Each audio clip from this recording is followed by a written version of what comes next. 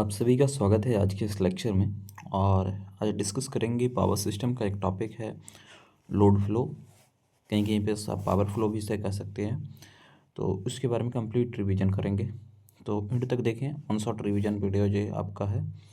और इससे पहले की जो क्लासेस लगी है, अगर आपने वो नहीं देखा तो ज़रूर देख लीजिएगा। प्लेलिस्ट का लिंक भी इसी वीडियो को डिस्क्रिप्शन में मिल जाएगा। ठीक है, और शुरुआत करते हैं इसका इंट्रोडक्शन से।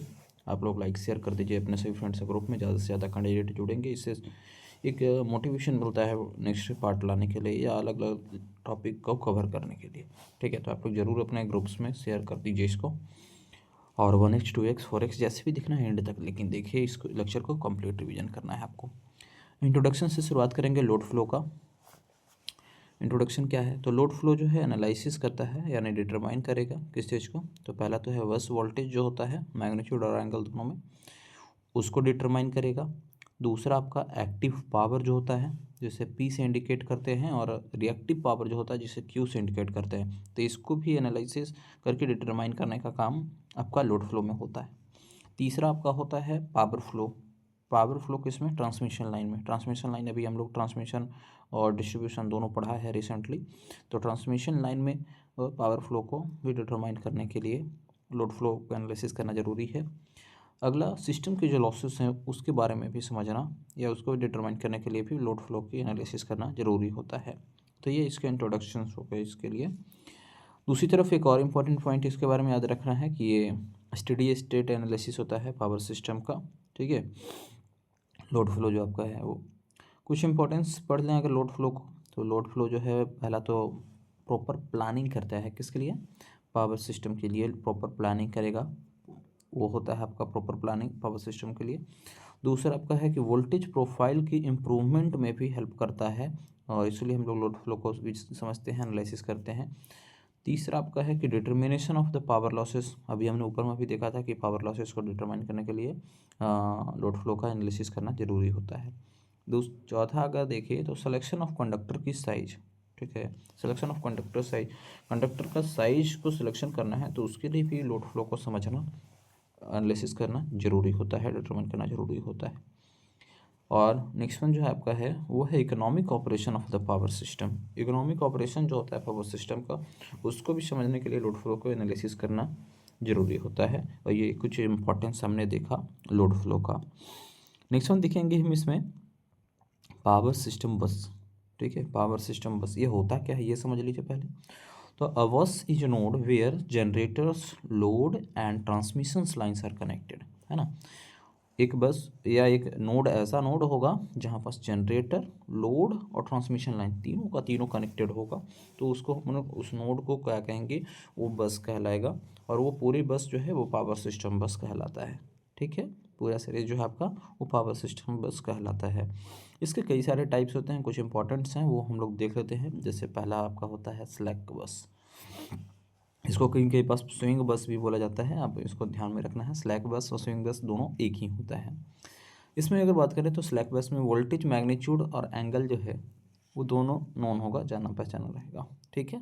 दूसरा सप्लाई जो होगा, सप्लाई सिस्टम जो है वो लॉसेस इसमें भी देखने को मिलेगा। स्लैक बस में सप्लाई सिस्टम लॉसेस देखने को मिलेगा। और तीसरा आपको इसमें दिखेगा ओनली वन स्लैक बस इन अ सिस्टम। ठीक है, स्लैक बस सिस्टम जो है, स्लैक बस जो है एक सिस्टम में एक ही होता है, ये भी आपको ध्यान में आपको रखना है। स्विंग बस बोले या स्लैक बस बोले, दोनों को दोनों सेम ही है।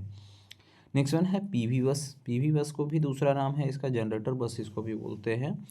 इसमें आपका एक्टिव पावर और वोल्टेज दोनों जो है, एक्टिव पावर जिसको पी से इंडिकेट करेंगे और वोल्टेज जिसको वी से इंडिकेट करेंगे, दोनों का दोनों नोन होना चाहिए और होता है। और दूसरा आपका रिएक्टिव पावर जो क्यू है और एंगल ये भी आपका नोन होगा। ठीक है, ये पीवी बस जिसको जनरेटर बस भी हम लोग कहते हैं। पीक्यू बस की बात करें तो पीक्यू बस में आपका क्या होगा? पीक्यू बस में एक्टिव पावर जो पी है और रिएक्टिव पावर जो क्यू है वो आपका नोन होगा। और इसमें वोल्टेज की जो मैग्नीट्यूड है और एंगल जो है वो आपका अननोन रहेगा। वोल्टेज, मैग्नीट्यूड और एंगल अननोन रहेगा। तो ये पीक्यू बस जिसको लोड बस भी बोलते हैं, इसको भी आपको ध्यान में रखना है। मोस्टली इस अगर चैप्टर की बात करें ना तो इसमें आपको जो लोड के बस के जो टाइप्स हैं और बस का कंपैरिजन टेबल भी याद आपको रखना है। अभी हम आपको कंपैरिजन टेबल भी दिखा रहे हैं, तो इसको भी ध्यान में रखना है। इससे इस चैप्टर से फार्मूला तो डायरेक्टली कभी एग्जामिनेशन में पूछा नहीं है, लेकिन कॉन्सेप्चुअल क्वेश्चन जो है ज़रूर पूछा जाता है, तो इसको आपको ध्यान में रखना है। ठीक है, तो बस का टाइप्स दिखा रहे हैं, नोन और अननोन करके आपका कंपैरिजन करेंगे। तो बस का टाइप्स में हमने ऊपर में ही देखा, पहला था स्लैक जिसको स्विंग भी बोलते हैं, पीवी था जिसको लोड बस भी बोलते हैं, और पीक्यू था आपका। ठीक है, तो स्लैक में क्या है, स्लैक में आपका यहाँ पास देखेंगे अगर तो नोन क्या क्या होगा, नोन होगा आपका वी और ये सिग्मा। ठीक है, अननोन क्या होगा, पी और क्यू। ठीक है, पीवी में आपका पी और वी दोनों नोन होगा और क्यू सिग्मा जो है अननोन होगा। ठीक है, यहाँ पास पी और क्यू दोनों नोन होगा पी क्यू में, और वी और सिग्मा जो है वो अननोन होगा। तो ये यहाँ पास इसको कंपैरिजन जो टेबल हमने आपको दिया है उसको आपको ध्यान में रखना है। पीडीएफ अगर इसका चाहिए आप कमेंट करते चलिएगा। अब देखिए पावर फ्लो इक्वेशन भी होता है, हालांकि एग्जामिनेशन में अभी रिसेंट में तो प्रीवियस ईयर क्वेश्चन हम जब करवाएंगे आपको तो उसमें भी आप देखिएगा पावर फ्लो इक्वेशन से क्वेश्चन उतने नहीं देखने को मिला है। लेकिन आप एक बात ध्यान में रख लीजिए कि रियल पावर जो है पी होता है, और पी आई इजकल टू कुछ इस तरीके से समीशन होगा और नीटा होगा V I J cos theta I J plus में सिग्मा जे और सिग्मा आई करके ये फॉर्मूला होता है, जिसमें रिएक्टिव पावर जो है का अलग फार्मूला होता है। अभी हमने देखा रियल पावर का, फिर होता है रिएक्टिव पावर का कुछ इस तरीके से फार्मूला, तो इसको आपको ध्यान में रखना है। आप चाहे तो स्क्रीनशॉट इसको ले लीजिएगा। ठीक है, इसके बाद हम लोग आगे बढ़ेंगे, इसमें जो है पढ़ना है एडमिटेंस मैट्रिक्स, जिसको बाई बस भी बोलते हैं। तो एडमिटेंस मैट्रिक्स और बाई बस में होता क्या है, ये रिप्रेजेंट करता है नेटवर्क को मैथमेटिकली। ठीक है, रिप्रेजेंट करेगा नेटवर्क को मैथमेटिकली, जो रिप्रेजेंट करते हैं नेटवर्क को वो एडमिटेंस मैट्रिक में ही देखने को मिल जाएगा। दूसरा आपका यूज होता है इसका लोड फ्लो में कैलकुलेशन के लिए, लोड फ्लो कैलकुलेशन के लिए इसका यूज करते हैं एडमिटेंस मैट्रिक्स का।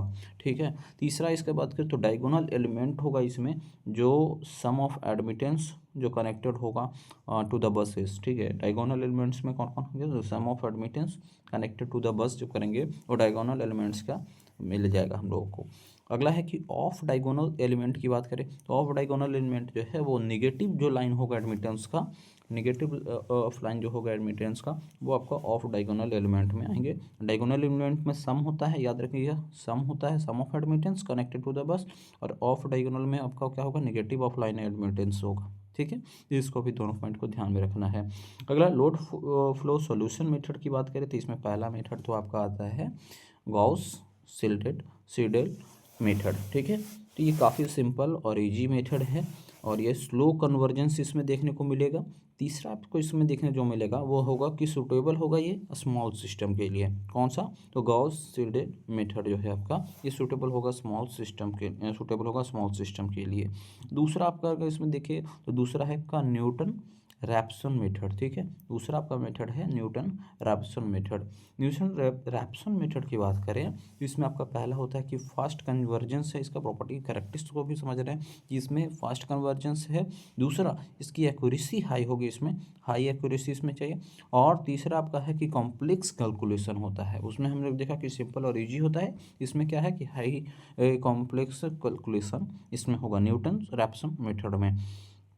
इसके बाद तीसरा जो मेथड है आपका वो है आपका फास्ट डिकपल्ड मेथड। ठीक है, फास्ट डिकपल्ड मेथड, इसमें क्या होगा कि फास्टर देन होगा वो गाउस सील्ड जो हमने पढ़ा उससे फास्टर होगा, और लेस मेमोरी इसमें रिक्वायर्ड होगा फास्ट डिकपल्ड मेथड में। और ये इसका यूज कहाँ करते हैं, तो इसका यूज करते हैं आपका लार्ज सिस्टम में, आप इसका यूज करते हैं, लार्ज सिस्टम में इसका यूज आप करते हैं। ठीक है, यहाँ तक कोई दिक्कत आपको नहीं होनी चाहिए। अब थोड़ा एक टेबल है, इसे समझेंगे। जो मेथड हमने अभी देखा, तीन मेथड देखा, गॉस सीडल, न्यूटन रैप्सन और फास्ट डिकपल्ड, तो तीनों मेथड को कंपैरिजन करेंगे, मेथड को उसके स्पीड पे, एक्यूरेसी पे और कॉम्प्लेक्सिटी पे। ठीक है, कॉम्प्लेक्सिटी पे ये तीनों पे हम लोग कंपैरिजन करें तो गॉस सीडल में जो है उसका स्पीड कैसा होगा, स्लो होगा। ठीक है, स्पीड आपका उसका स्लो होगा, और उसकी एक्यूरेसी की बात करें तो वो आपका लो होगा, और कॉम्प्लेक्सिटी की बात करें तो आपका सिंपल होगा। वहीं अगर न्यूटन रैप्सन की बात करें तो इसका स्पीड क्या होगा, वेरी फास्ट, और एक्यूरेसी इसमें हाई होगा, और कॉम्प्लेक्सिटी इसमें कॉम्प्लेक्स ही होगा। ठीक है, वही फास्ट डिकपल्ड की बात करें तो इसमें स्पीड आपका फास्ट होगा, एक्यूरेसी की बात करें तो मीडियम होगा, और ये कॉम्प्लेक्सिटी जो है इसमें मॉडरेट होता है, जिसके कारण से इसको लार्ज सिस्टम में यूज किया जाता है। ठीक है, यहाँ तो कोई दिक्कत आपको नहीं होनी चाहिए। नेक्स्ट वन जो हमारा है इसमें समझना है कि कन्वर्जेंस इन लोड फ्लो, कन्वर्जेंस इसमें समझना है तो ये होगा कैसे, तो when difference between the calculated and specified power in is with in limit. ठीक है, जब डिफरेंस जो निकालेंगे किसके किसके बीच में, तो कैलकुलेट किया गया है जो specified power with in the limit में, तो वो डिफरेंस हम लोग को क्या देगा, कन्वर्जेंस इन लोड फ्लो को देगा। ये कन्वर्जेंस जो है डिपेंड किस पे करता है, तो कन्वर्जेंस डिपेंड करता है आपका इनिशियल जो वोल्टेज रहा ना उस पे भी, इनिशियल वोल्टेज पे आपका कन्वर्जेंस डिपेंड करेगा। दूसरा आपका टाइप्स ऑफ मेथड क्या यूज किया गया है, अभी टाइप्स ऑफ मेथड हमने ऊपर में भी देखा है, टाइप्स ऑफ मेथड क्या रहा तो उस पर भी डिपेंड करेगा। और सिस्टम का साइज क्या है, सिस्टम का साइज क्या है उस पर भी डिपेंड कर गया। तो कन्वर्जेंस डिपेंड किस पे करता है, इनिशियल वोल्टेज पे, टाइप्स ऑफ मेथड पे और सिस्टम की साइज पे। नेक्स्ट वन हम लोग देखेंगे इसमें पावर सिस्टम लॉसेस की। तो पावर सिस्टम लॉस क्या होता है, तो ये कैलकुलेट किया जाता है after the load flow solution. ठीक है, लोड फ्लो सॉल्यूशन के बाद ही आपका कैलकुलेट किया जाएगा पावर सिस्टम लॉसेस को। और स्लैक बस जो होता है इसके बारे में हमने स्विंग बस भी इसको बोलते हैं, तो स्लैक बस जो है ऑब्जॉर्व करता है लॉसेस को। ठीक है, ये भी आपको ध्यान में रखना है पावर सिस्टम लॉसेस के। इसके बाद हम लोग देखेंगे कुछ इंपॉर्टेंट वन लाइनर्स, हालांकि जब वन लाइनर सीरीज आएगा तो उसमें और भी ज़्यादा वन लाइनर देखेंगे, जैसे अभी सिविल का चल रहा है उसी में, उसी तरीके से आपका इसमें भी देखेंगे। लेकिन कुछ इंपॉर्टेंट टर्म्स हैं जिसको की पॉइंट है या समरी भी कह सकते हैं, उसको भी देख लेंगे इसमें। तो पहला तो है कि लोड फ्लो क्या करेगा, तो load flow steady state analysis होता है, पहले भी बता चुके हैं। दूसरा है कि ओनली वन स्लैक बस is used in A system, एक ही स्लैक बस एक सिस्टम में यूज होता है, ये भी आपको ध्यान रखना है, ये भी बता चुके हैं। पीक्यू बस is also called a load bus, PQ बस को लोड बस भी बोला जाता है, ऑलरेडी इसके बारे में भी बात कर चुके हैं। स्लैक बस को स्विंग बस बोलते हैं, ये भी बता चुके हैं। ठीक है, एक जनरेटर बस भी था आपका पीवी वाला। आपका दूसरा है, अगला जो है वो है फास्टेस्ट लोड फ्लो मेथड। तो फास्टेस्ट लो फ्लो मेथड जो है, लो फ्लो मेथड जो है वो आपका न्यूटन रैप्सन मेथड है। ठीक है, न्यूटन रैप्सन मेथड है जिसकी स्पीड, एक्यूरेसी और कॉम्प्लेक्सिटी सबके बारे में डिस्कशन कर दिया गया है।